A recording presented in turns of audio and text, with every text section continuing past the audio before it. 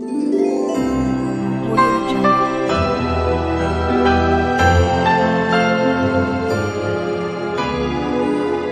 Audio Jungle. Halo, Hai, jumpa lagi di Bucin, Bicara Urusan Cinta bersama Chandra Tuan. dan Mona Sugianto. Tidak terasa kita sudah di episode yang ke-10 di tahun 2024. Topik pembahasan kita kali ini adalah perempuan yang disebut istri. Lanjutan minggu lalu ya, Papi ya. Ya, Karena minggu lalu kita membahas pria yang Yang disebut disebut suami. Sekarang gantian, istri-istri juga harus dibahas ya. Tanggal 25 Februari 2024. Dan seperti biasa, Bucin Family Channel direkam di studio kami, Family Therapy Room, Home of Karuna at Familia Indonesia.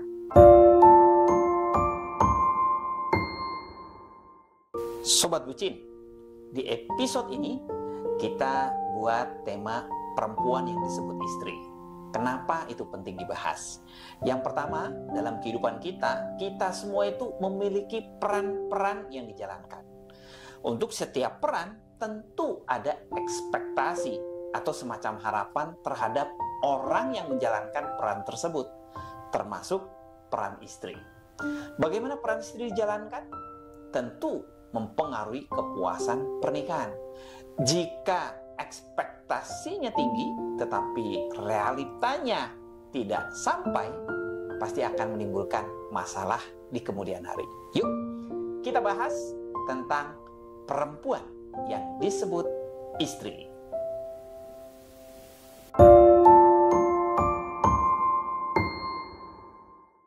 Baik, Sobat Bucin, sekarang kita bahas fenomena. Peran istri secara tradisional banyak dikaitkan dengan peran mengurus anak.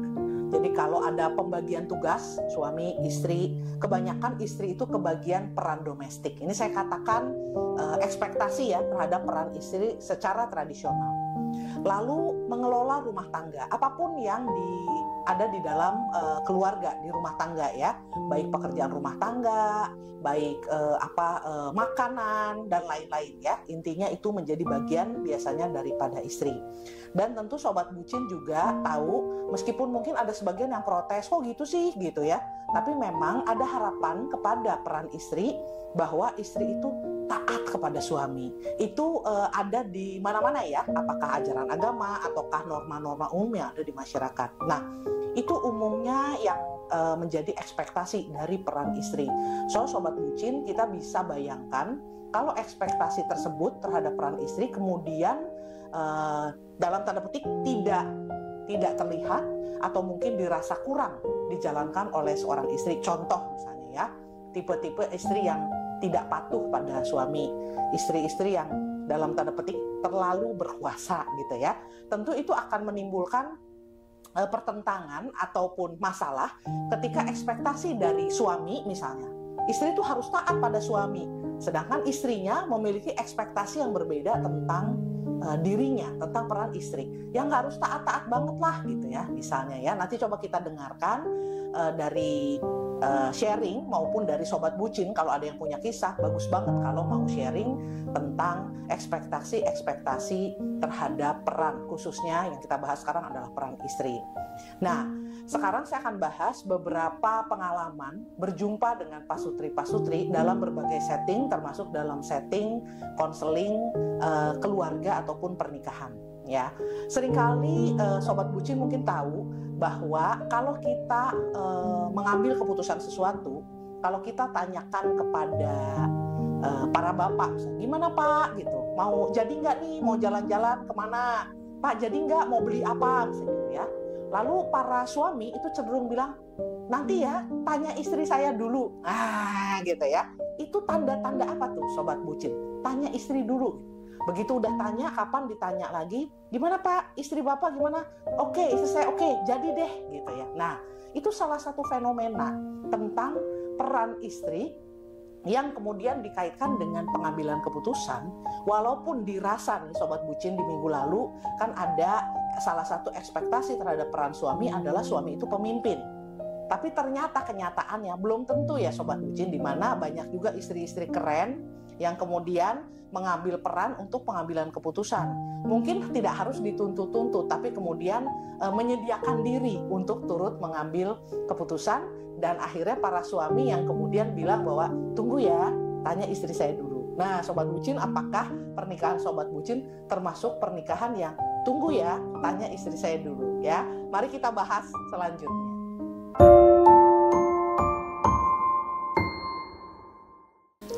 Mona, Ya. sekarang coba kamu sharingkan ekspektasi kamu sebagai seorang istri itu apa? Oke, ekspektasi saya terhadap diri saya sendiri sebagai Terhadap istri dirimu ya. sendiri. Nanti Oke. gantian setelah itu ekspektasi saya terhadap kamu. Oke, siap. Gantian sama minggu lalu. Saya terhadap diri sendiri, kalau saya membayangkan diri saya sebagai seorang istri dari dulu ya, sebelum menikah pun, saya itu mengelola dengan baik apa-apa yang dipercayakan pada saya. Jadi apapun ya, misalnya dipercayakan untuk ngurus rumah, dipercayakan misalnya untuk misalnya mengelola menu ya gitu, makanan dan lain-lain, itu saya kelola. Ya jadwal, saya suka banget mengelola jadwal. Manajerialnya bagus banget. Ya, saya punya kemampuan manajerial yang baik sehingga beres. Nah itu juga berguna banget ya Papi. Waktu saya misalnya ini kami punya 3 anak, jadi masing-masing kan punya jadwal sendiri-sendiri. Apalagi sekarang udah ada yang kelas 10, udah ada yang remaja. So harus nganterin siapa, jam berapa, di mana, siapa yang jemput siapa harus beli tas, siapa harus tugas apa gitu ya. Complicated itu Ya. urusannya Mona dan Nah tapi itu semua ya syukurnya bisa terkelola dengan baik Ya. ya, kebutuhan anak-anak. Lalu saya selalu membayangkan diri saya itu romantis dan hangat sebagai istri. Kenapa? Karena saya tahu di dalam pernikahan itu tidak ada yang satu kali bagus selamanya bagus, tapi harus dirawat, dijaga, dikelola dan diupayakan terus, sehingga bentuk-bentuk seperti kencan, seperti bentuk-bentuk afeksi, relasi yang romantis dan hangat itu memang perlu diciptakan. malah Gitu. kita punya kencan sama anak tuh ya. Iya. Kencan setiap minggu sekali Iya. dengan keputusan mereka Betul. masing-masing. Jadi kami punya momen-momen di mana itu diterapkan di kami berdua, yang jelas kita ada retret lah, ada apa. Dan seingat saya memang kita setiap hari pasti ada cium, peluk, dan kemudian say I love you itu every day gitu ya. Itu memang dari dulu ya, Pi ya.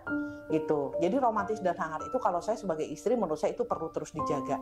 Kita nggak bisa sebagai istri itu ngarepin bahwa aku nggak diperlakukan romantis, aku nggak diperlakukan hangat, kitanya sendiri juga nggak hangat dan nggak romantis gitu.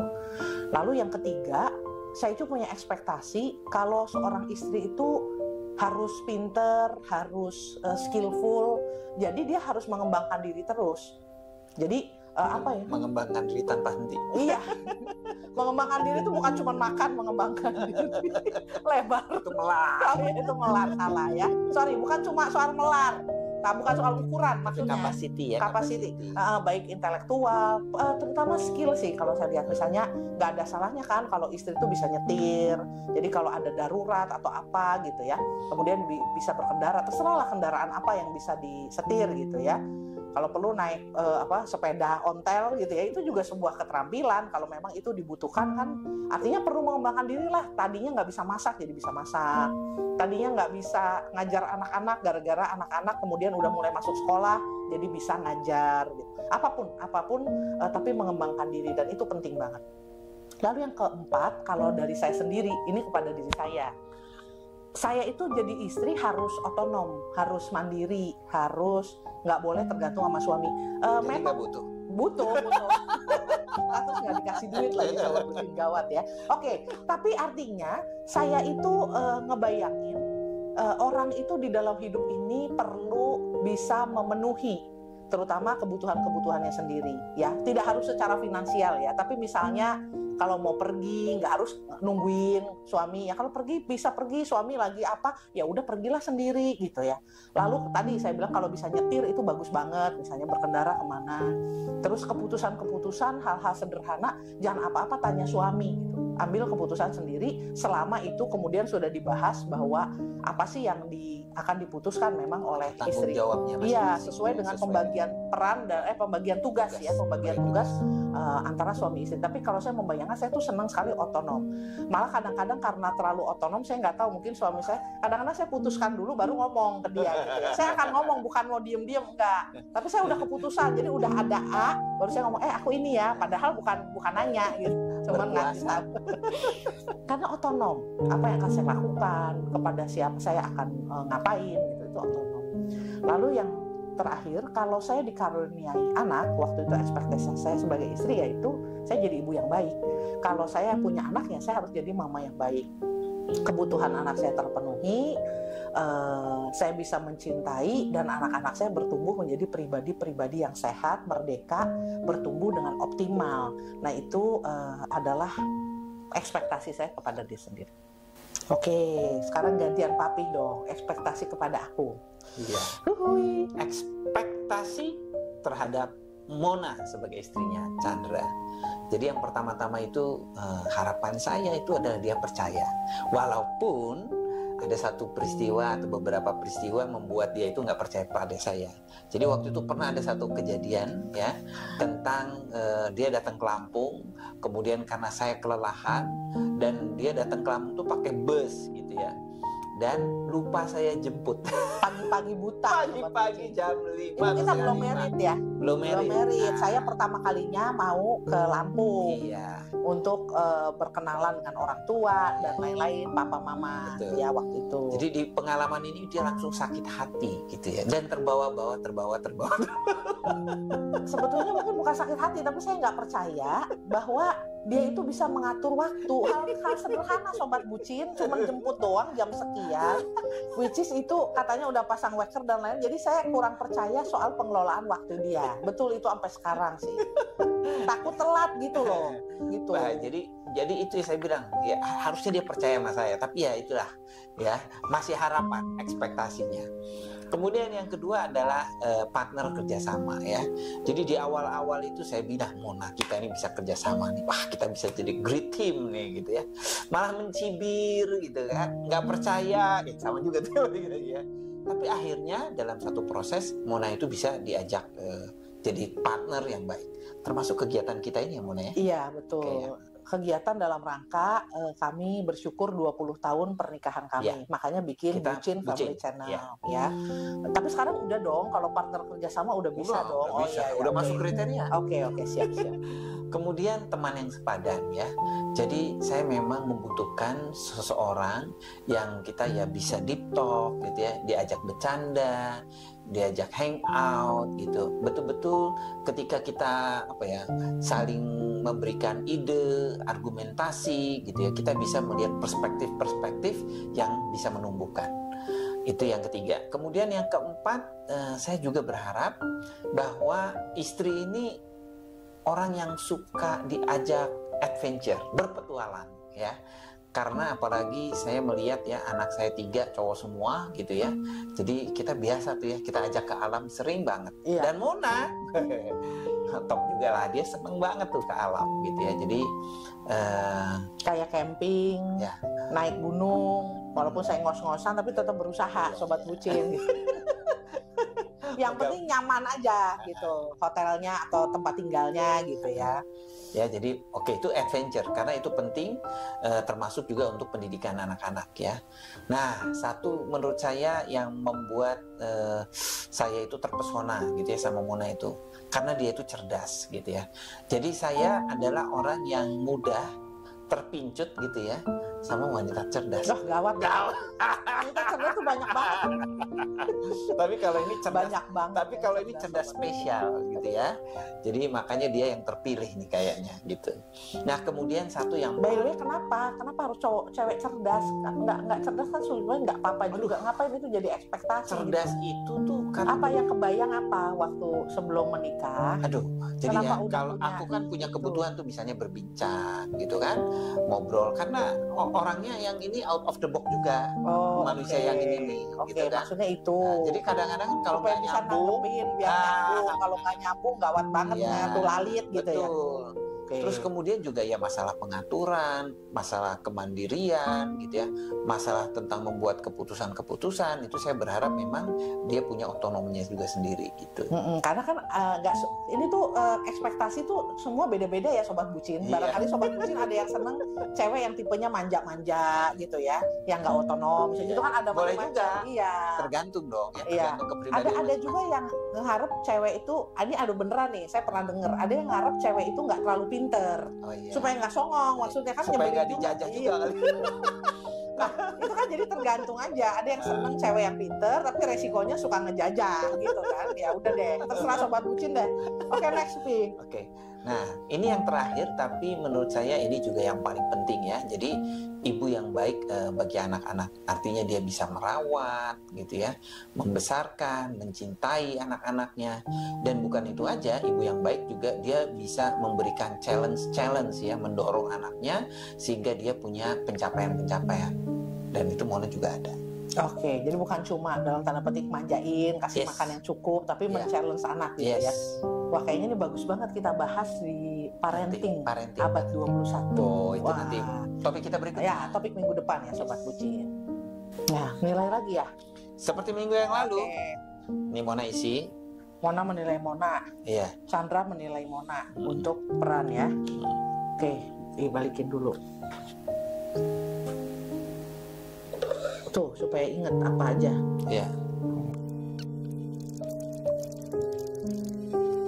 Oke ya. Siapa duluan? Ya aku dulu lah yang Oh, iya, bacain.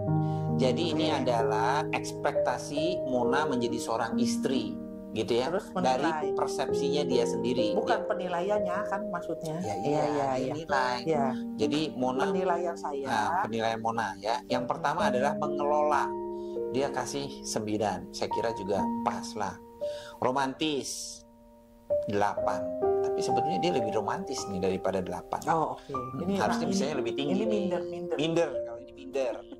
Kemudian kembangkan diri, ini top banget dah. Emang nggak ada lawan lah ya. Berapa? 10. Ya udah dikasih tahu, Pak. Oh. Kemudian otonomi 9. Ya ini cocok lah. Ibu yang baik ya 8,5. Sebetulnya dia ibu yang sangat baik gitu ya. Minder. Ya ini minder. 8,5 ini minder. Padahal tadi dia nggak mau setengah-setengah, tapi dia kasih Karena 8,5. belum tanya anaknya, harus Iya. tanya dulu nih. Tapi dia sering nanya juga lah, Iya. nanya bolak-balik ya. siapa Itu tahu kurang. itu yang Mona menilai Mona ya. Oke. Oke, sekarang harapan saya Iya. kepada Mona. Kemudian Chandra menilai Mona berdasarkan harapan-harapan dia, gitu ya. Ekspektasinya terhadap peran saya terhadap peran istri. Ya. Percaya 7,5. Nah ini benar-benar rapot kacau nih. Kalau KKM itu 7,5 Belum berarti capek. Ini pas. Oh, berarti pas. 7,5 kalau 7,5 KKM-nya. Pas. Ya. Tapi KKM sekarang Iya banyak harus kan di 7. atas itu ya. Iya. 7 Masih biasa. pas, masih ini nih, masih lulus nih. Masih lulus. Terus sebagai partner 9. Berarti ini maksudnya tadi yang sebagai untuk ide apa gitu ya? Iya. Berbagi ide. Bener nggak? Partner kerja. Oh, partner kerja, Iya. bekerja bersama ya. Bekerja sama. Termasuk bucin ini bucin. Ya. Teman sepadan itu baru ya. Baru teman. Teman sepadan tuh teman. berbagi ide, Yes. impian-impian itu 9. Iya. Adventure 9. Bisa Iya. diajak jalan, petualang gitu ya. Cerdas 10. Ush. Emang luar biasa. Luar biasa nih. Terus ibu yang baik 10. 10 juga. Padahal enggak ini. Harus tanya anaknya dong, kalau ibu yang baik itu bukan tanya suaminya. Ya, tapi kan saya punya ekspektasi Oh, itu ekspektasinya melihatnya Mona itu sering kelebihan malah. Kalau ada 11 ya tulis 11. Oke. Sip.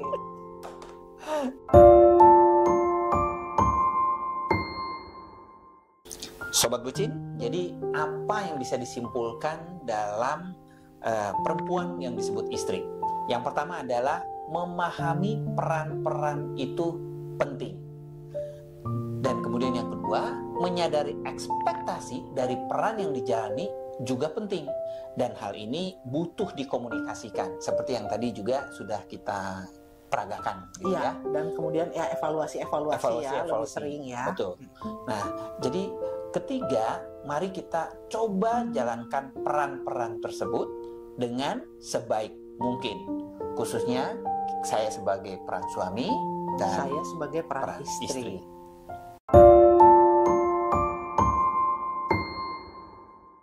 Sekarang apa oleh-oleh dari bucin ya untuk episode ini? Apa harapan Anda terhadap istri sebagai diri sendiri dan terhadap pasangan? Silahkan dikomunikasikan. Info bucin episode ke-11 adalah Minggu 3 Maret 2024 pukul 7 malam, yaitu Parenting Abad 21. Oke, baik. Jadi minggu depan kita akan bahas tentang parenting abad 21 ya. Oke, baik Sobat Bucin. Mungkin seperti biasa, Info Bucin juga akan menyampaikan beberapa kegiatan terkait dengan pasangan-pasangan suami istri yang bisa diakses oleh Sobat Bucin.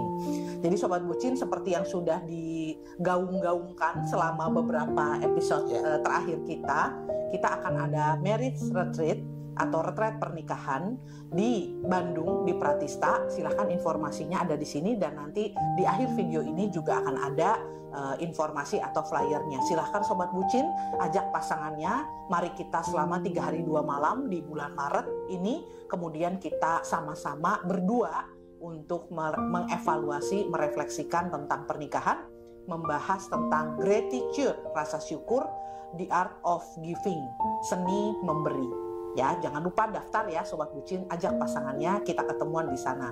Dan Sobat Bucin juga bisa mengakses layanan di Ekfamilia Indonesia, psikolog sahabat keluarga atau Pesisaga bila membutuhkan layanan untuk family terapi ataupun couple terapi. Silahkan menghubungi nomor di bawah ini bila Sobat Bucin juga membutuhkan untuk layanan psikologi bagi pasangan suami istri dan bagi keluarga. Ya.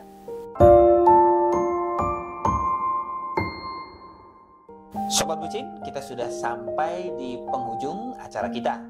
Dan tidak lupa bagi Sobat Bucin yang ingin menyapa atau membagikan kisahnya dan ada pertanyaan-pertanyaannya, nanti kita akan kupas di Bucin Kupas. Silakan kirim email ke bucinfamilychannel@gmail.com atau ke nomor WA 0812 1784 6280, chat only. Demikian ya, Sobat Bucin, sampai jumpa di episode selanjutnya. Bye-bye. Bye.